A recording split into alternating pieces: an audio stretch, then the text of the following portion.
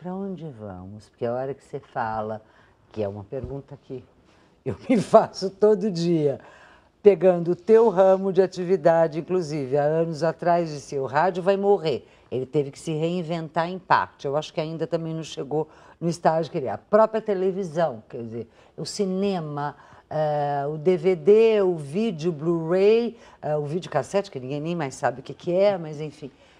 O que acontece com esses meios? Para onde nós vamos?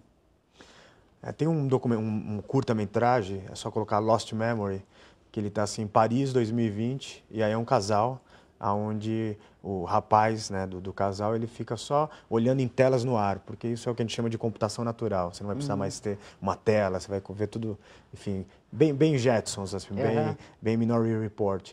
E aí, de repente, a namorada dele saca assim, uma máquina Polaroid e tira uma foto, a única foto deles dois, e acontece uma pane no mundo, se perdeu tudo. E as pessoas ficam perdidas.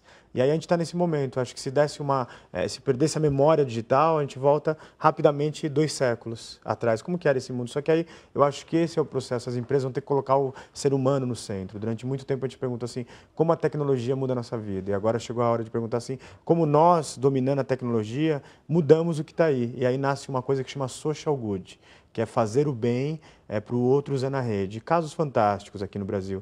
Um teto para o meu país, feito por 10 mil estudantes, o mapa da generosidade que você coloca lá, assim, o que aconteceu de bom hoje? E tem de tudo. Né? Até, por exemplo, eu acabei de fazer amor. A coisa está tão exponencial que tem gente que, em vez de discutir a relação, vai lá e dá um check-in aonde e como fez amor. Isso é maluco, né? Muito maluco. Nossa. Como você vê esse para onde vamos e a gente inserindo essas questões? Quer dizer, vamos perder a memória?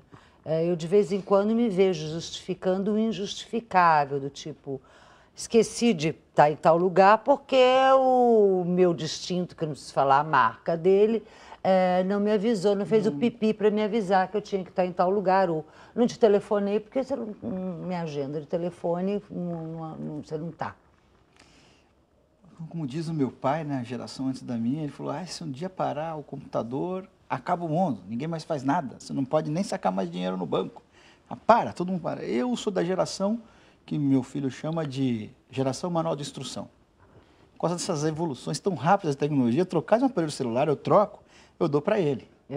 Desde que ele tinha 11 anos, Matheus, por favor, configura para mim. Aí ele pega, nervoso, molecada, 11 anos, né? Nasceram com isso. Então, eu não tenho a menor noção do que pode acontecer. Evolui muito rápido a tecnologia. É bem o que ele falou, essa coisa, a tecnologia está muito na frente, não só das empresas, que as empresas estão sempre correndo atrás do rabo em relação à tecnologia, mas como acho que da gente. Não da molecada, da geração de hoje, mas a minha geração.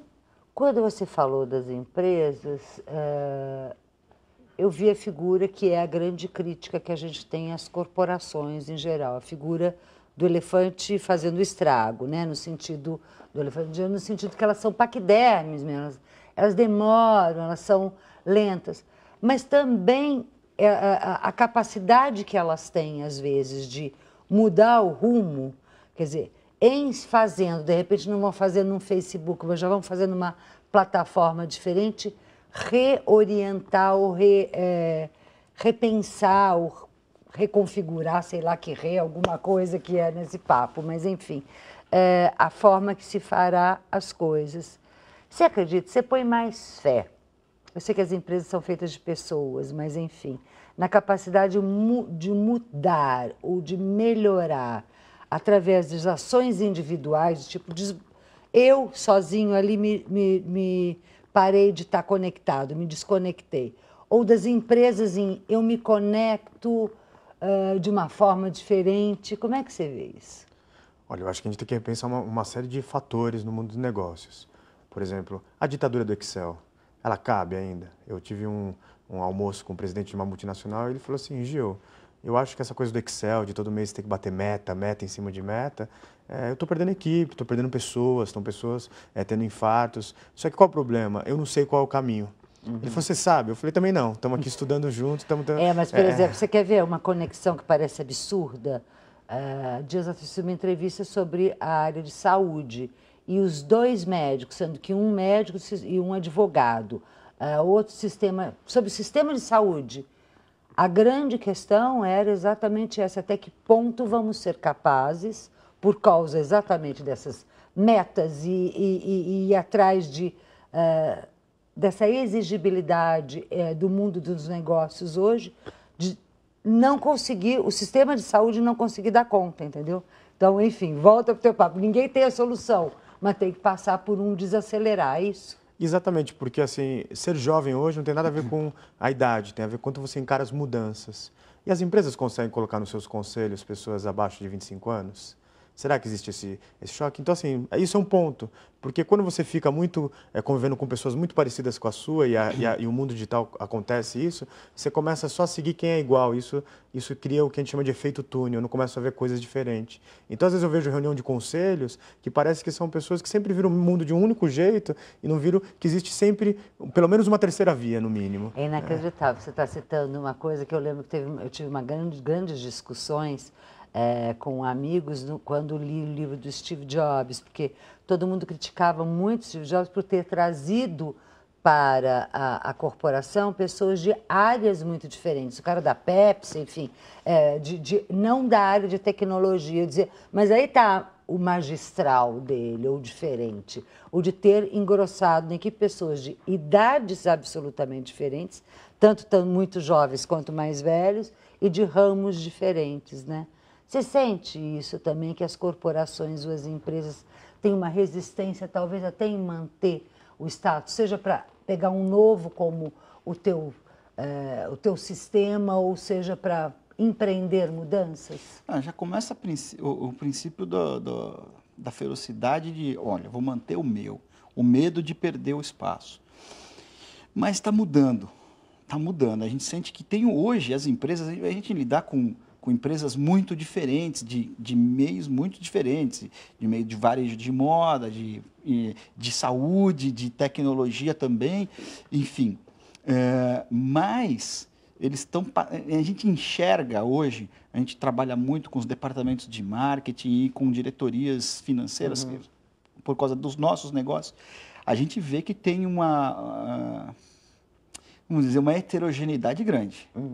Que inclusive até hoje existem treinamentos de vendas que o cara te ensina a vender de uma forma heterogênea. Porque, então, olha, você vai vender um produto, antigamente era assim, né? Vamos bater na porta da casa e vender o produto. Então você tinha um treinamento para vender aquele produto. Hoje você não consegue vender um produto com um treinamento só, com uma linha de raciocínio. Você tem que falar com você, tem que falar com ele, tem que falar com ele. E as empresas hoje você está negociando com mulheres mais novas, com mulheres mais velhas, muitas mulheres, impressionante isso. As mulheres se acham meio... Né, não faz tempo que já foi, mas ainda tem essa briga. Isso é passado. E com muito jovem e com pessoas bem velhas, assim, velhas de idade, de experiência e tudo mais, que às vezes antigamente a gente via que, vamos jogar esses caras, se chegar a 60 anos, pum. Então, eu sinto, no nosso meio, que tem uma heterogeneidade grande. E uma evolução para melhor.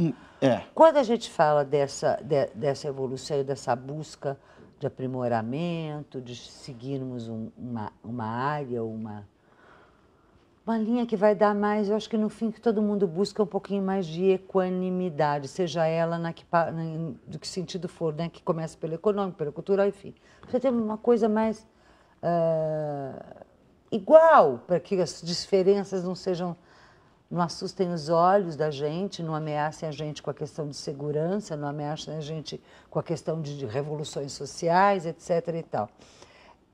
Quando a gente pensa no sistema, ou na rede, ou no mundo, nessa teia tecnológica que a gente está, ela ajudará neste processo ou não? Quer dizer, de novo, você citou a Síria e é verdade, quer dizer, a rede é capaz de destituir governos, mas de repente não é capaz de falar para o meu vizinho parar de martelar às 2h, né?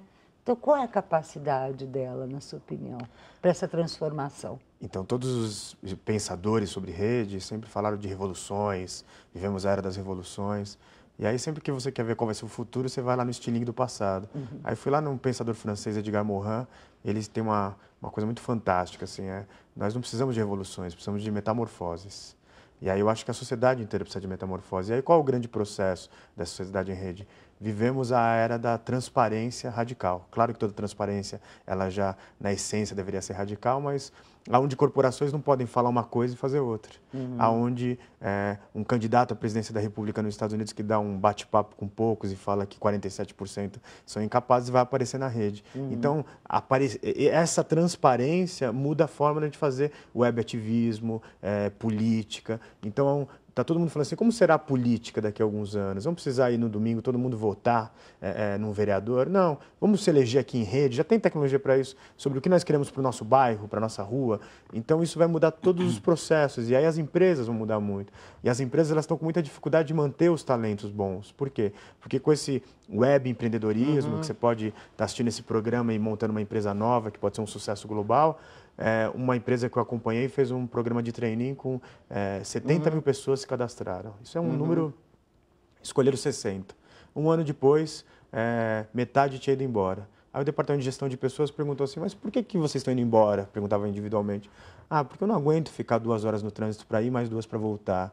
E aqui eu não tenho liberdade para falar realmente o que eu penso. Porque essa nova geração, ela chega aqui e fala direto com o presidente e dá a opinião dela, porque ela sabe que ela tem a voz. Então, assim, como que a gente vai reter esses talentos no mundo de web empreendedorismo, né? Então, na verdade, tem muito mais perguntas, porque é tudo tão rápido e tão fantástico, que eu sou um tecno-otimista, que não dá tempo de fazer um manual de boas maneiras. Adorei o tecno-otimista.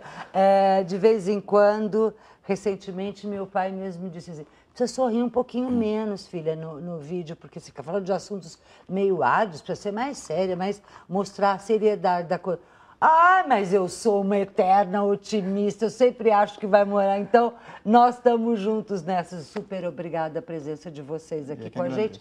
E tem outro que não para de otimismo. Aliás, outro dia eu tive que fazê-lo parar de falar de tantas novidades boas que tinha para a sua atividade e para o Brasil, que é o nosso querido Ricardo Camargo.